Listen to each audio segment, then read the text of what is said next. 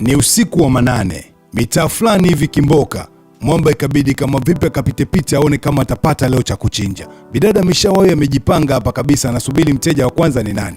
Mara akapita mama mmoja anaimba Bwana Yesu anaokoa, Mungu anaokoa. Bidada akaanza kuona uchawi unaanza asubuhi na mapema. Sijapata hata mteja mmoja. Bwana Yesu anaokoa nini? Mama akamgeukia binti akamwambia, mwanangu, hivi ni kweli umezaliwa na mama yako unakuja kujiuza hapa, unavaa kisketi kifupi, vipaja vyote viko nje, mtoto wa kike hujui kujiheshimu, hauwezi kujistiri wewe, eti unatafuta mwanaume akununue? Umeshindwa kutafuta mwanaume wako ukaolewa, ukatulia, ukatunza ndoa yako? Binti akaona kumekucha. Mama, unaongea na mimi? Kwani naongea na nani? Situko wawili hapa. Binti akaona toba, leo ibilisi kaniingilia kazini. Mama alipewa mineno hiyo ya karaa mpaka mwisho wa siku akaamua tu aondoke, maana angeendelea kubaki hapa bidada lazima angemgeuza mboga muda si mrefu. Mara ikapita jamaa hapa. Ilivopita ikamuona huyo bidada hapa, ikaanza kumwangalia, mtoto mzuri vipi. Binti akaanza kukatika katika huko, anatikisa tu vikalio vyake hapo, anasogea pembeni.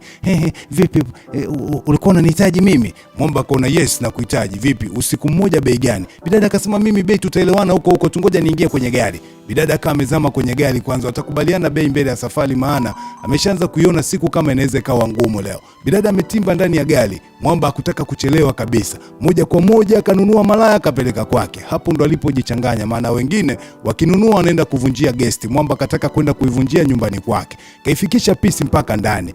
Pisi ilivyoingia ndani ni wenge walu kinoma. Nikiangalia ndani, unaishi maisha makubwa jamani.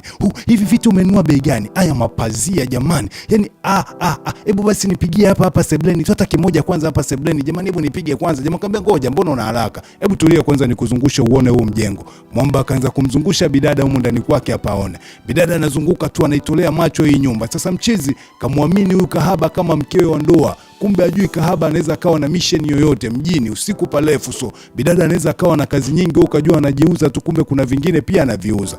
Mwamba akazama mpaka ofisini kwake. Huko ndani ana kijiofisi chake ambacho anapiga mitikasi yake na muingizia pesa, anapata jeuri ya kwenda kununua makahaba. Akaanza kumwambia una anavyoingiza pesa. Unajua ukiwa una trade unaweza kuwa unapiga hela nyingi. Nikitia dola 100 hapa, ndani ya muda fulani napata dola 200, dola 300, kienda kwenye akaunti yangu dola 10,000, 20,000 ni kitu cha kawaida tu. Bidada akaona hapa kumbe pesa ipo. Na ukinizagamua mimi leo mpaka asubuhi utanipa bei gani? Mwamba akamwambia usijali, naweza nikakupa hata na hela 200. Vipi? Demu akaona hapa leo hela ipo. Kumbe mbona hela zinatoka tu tena nyingi pasipo mimi mwenyewe kusema nataka kiasi gani. Akajua hapa ni lazima tupige pesa. Bidada akaanza kuleta mapenzi mengi kweli. Anajifanya naye anajua habari za biashara, washauriane kuhusiana na biashara. Yani ameshajigeuza sio kahaba, anaanza kujifanya kama ni mpenzi wa Mwamba. Mwamba anazidi kufunguka na kumwambia bidada namna gani anatengeneza maokoto mengi sana. Bidada anazidi tu kumtega mchizi, anaingia kwenye mfumo tu. Bidada anataka ajue hizo pesa akishazitengeneza zimekaa wapi, kama vipi, ajue kama ni akaunti, baadaye atambana tu ampe password.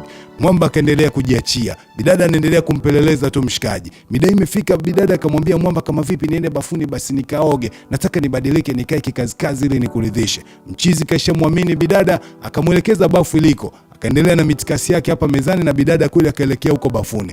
Bidada ameenda huko bafuni hajatumia muda mrefu. Mara Midai ameshageuka hapa, amekuja tayari, ameshavaa mavazi ya kazi. Akamsogelea Mwamba mpaka hapa. Vipi sasa baby, muda wetu ule umefika. Mara kalipapasa bichwa la Mwamba. Mwamba bichwa linaanza kujaa maji tu, anaangalia wewe mtoto utakuja uniue. Mtoto upaja huko nje tu, mara kaka jisogeza kamtanua miguu, mara kamkalia. Mchizi akakishika kiuno, anaona leo usiku utakuwa mrefu sana. Tutatupa vingapi? Hela yako tu, ukitaka kutupa vile vitatu unaongeza dau tu, mimi nipo hapa kwa ajili yako mpaka asubuhi. Mwamba anaona hatari, usinitanie. Mara bidada anaanza kukatika hapa kama ameishika bomba. Ni mchizi akaona leo kuda dadeki, leo nimekutana na ile ambayo mimi nilikuwa naitaka. Mara Mwamba akamwambia bidada, sasa sikiliza, kabla tujafanya kitu chochote, hebu niache kwanza niende nikaoge, niache wenge, maana mwisho wa siku kitakachotokea hapa naweza nikatia aibu, niache nikapige maji kidogo. Bidada akamwambia usijali baba, hapa ni nyumbani kwako na mimi nipo kwa ajili yako, kwa hiyo wewe nenda tu kaoge, mimi nakusubiri. Ile Mwamba aenda akaoge, bidada anamsubiri. Bidada akaichukua simu na akatuma message kwa wauni na location kabisa kuwa oi, mimi lango nitafungua wanangu, njooni humu ndani kuna pesa. Si mapenzi tu, tunapiga pesa za kutosha na kila mtu anaondoka na hela yake. Manetu akiwa amemaliza kuoga huko bafuni, si arudi sitting room kama vipi auchukue huu mnyama wake aenda akauchinje huko ndani. Anarudi anakutana na wana wametega mabastola mbele, mabunduki ni ya kutosha tu. Huko chini ya ulinzi, nyosha mikono juu. Mwamba anajiuliza wewe vipi, mbona tena umeamua kunigeuka? Hakuna kunigeuka pumbavu, piga kofi chini. Mwamba kalala chini. Sisi tunaongea, unataka tuongee mara mbili? Hiyo imeisha. Sasa sikiliza, tunataka zile pesa zote ulizokuwa unamwambia bidada unazo, tia hapa tuondoke. kusanya kila kitu cha thamani humu ndani tuondoke. Wana wanashauriana tu tuchukue nini. Mchizi atoe ushirikiano, yuko chini. Wana wakaanza kumkandakanda kwanza. Wanaoleta masiala, sisi tunataka pesa, unataka tuletee masiala. Piga sana hapa chini. Watu wanataka pesa tu kwa sababu Mwamba ameshajimaliza kwa ule bidada ana pesa nyingi sana. Kwa bidada amewaita wanaye akiamini kabisa hapa ni lazima wataondoka na maokoto mengi sana. Sasa tamaa ilivyokuwa mbaya, bidada alikuwa ameahidiwa pesa za kutosha. Ameona pia hizo hazitoshi. Imebidi amlete mwenzie ili waibe zote, huenda ndo akanufaika zaidi. Hakujua pia Mwamba amejipanga kiasi gani humu ndani kwenye swala la usalama na kujilinda yeye peke yake humu ndani.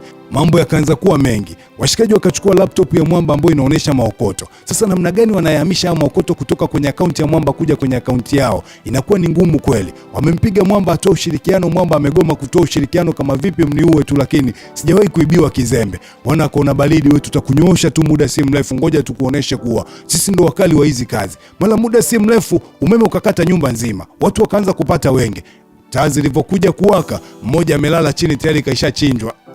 Imekuwaje hapa? Mwamba haonekani, wanamtafuta nyumba nzima. Hawajui waingie wapi. Kila mlango wanaotaka kuugusa ili watoke, mlango umefungwa. Hawajui namna gani wanaweza wakaifungua hii milango, maana hata ionekane kitasa kiko wapi. Tayari wameshajichanganya. Mwenye nyumba ameelekea wapi? Watu wanaanza mtafute tu. Unabeba mbunduki wako unaanza kuzunguka humu ndani. Kaingia chumba gani, yupo chumba gani? Mwamba haonekani kabisa. Wana wanazidi tu kuogopa, maana kinachofuata zikizima taa zikiwaka linaweza likachinjwa tena jitu lingine. Kwa kila mtu inabidi ajiami humu ndani, maana tayari hofu imekuwa ni kubwa sana. Mmoja akaingia huko jikoni akakutana na Mwamba. Yuko vizuri. Zilipigwa hapa za kutosha, mara akamiminiwa za kutosha. Mwamba akalala pale pale. Watu wanasikia huko zinalia tu, wanakuja jikoni. Piga na vibakuli, piga, gonga na kisu.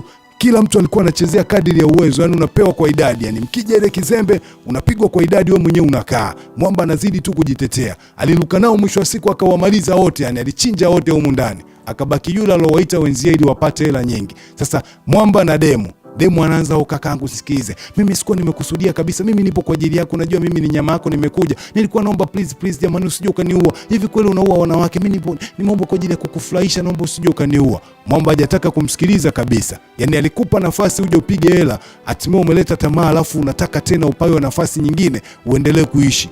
Wauni hawajawahi kufanya makosa kabisa kwa watu wa namna hii. Mwamba alimgonga shaba bidada akafa pale pale. Akabaki peke yake ndani, yani ameshinda hii kesi. Sasa wewe unaendelea kununua malaya, endelea kunengeneka, wewe nunua malaya tu, peleke nyumbani kwako, alafu unaanza kuonesha michongo yako na mitikasi yako namna gani unaweza kutengeneza pesa. Karagabao. Chukua malaya kachinjie mbali, alafu ukirudi nyumbani ishi maisha yako. Mimi naitwa John na hii hapa ni Movebank.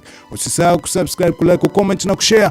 Ila kama ni mpya ndio unapita kwenye hii channel yetu. Hii channel yetu ndio ile Movebank. Lakini ya kwanza ilishushwa kutokana na changamoto 1 2 3. Ndio maana nikaileta hii. So ukisubscribe unakuwa hujachelewa kabisa, zaidi unakuwa umejiungamanisha kwenye hii familia.